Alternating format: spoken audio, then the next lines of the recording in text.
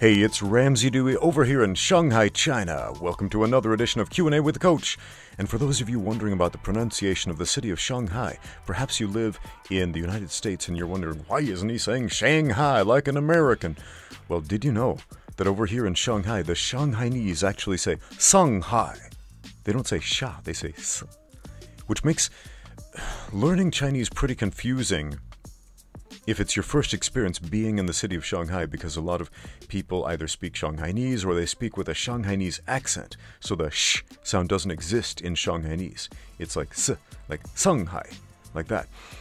And so if you are, say, going to a store and paying for something that costs, say, 14 renminbi or 40 renminbi, it sounds exactly the same. Sisi is what they'll say.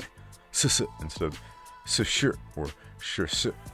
Anyway, a little bit confusing, but on with the questions. Man, I almost forgot. We're now sponsored by No-gi BJJ Gear.com, makers of awesome rash guards, including this one with some Japanese rat monsters having an MMA fight on the front. So go check them out, show them some love. Links in the description below, including a discount code for a 10% discount off everything, Ramsey10. Anyway, No-gi BJJ Gear, go check them out. We have a question today from Majdi Kamal, who says, "Hello, Mr. Ramsey. I have a question about gi and no-gi specific techniques. For real-life situations, which one of the two is more efficient than the other? Would you recommend learning both for the same purpose? Thanks."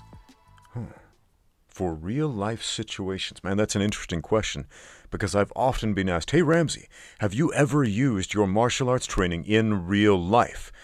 And I'm like, guys, you realize I was a professional fighter, and that's how I made a living for a number of years. And they're like, no, we mean real life, because apparently how you make your living isn't real life. Getting up and living in the real world isn't real life.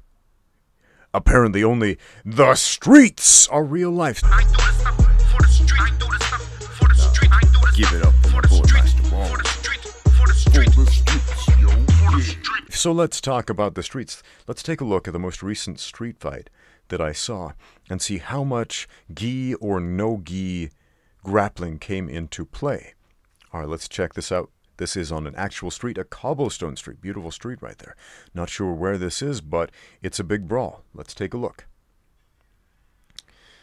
All right, we've got, it's a big group brawl. People throwing punches and, throwing chairs. And another. Man, there are a lot of chairs being thrown. I'm not seeing a lot of collar grips, but a whole lot of hucking of furniture.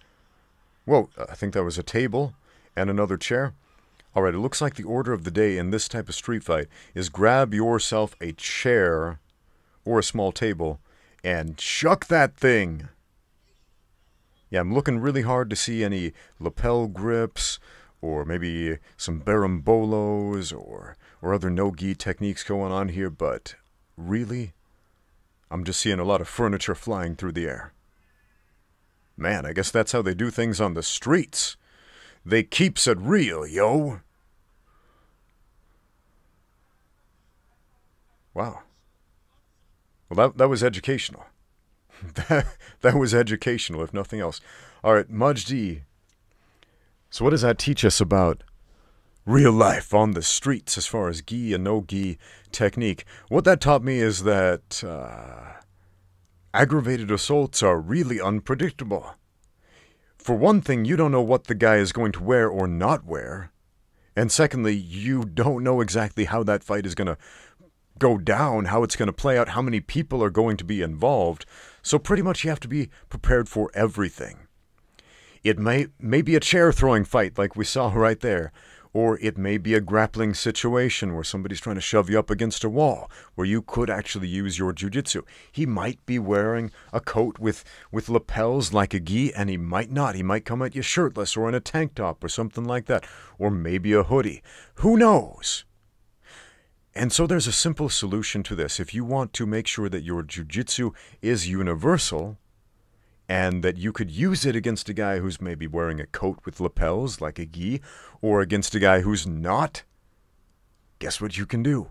train in the gi sometimes, and train out of the gi sometimes. Yeah, it is that simple.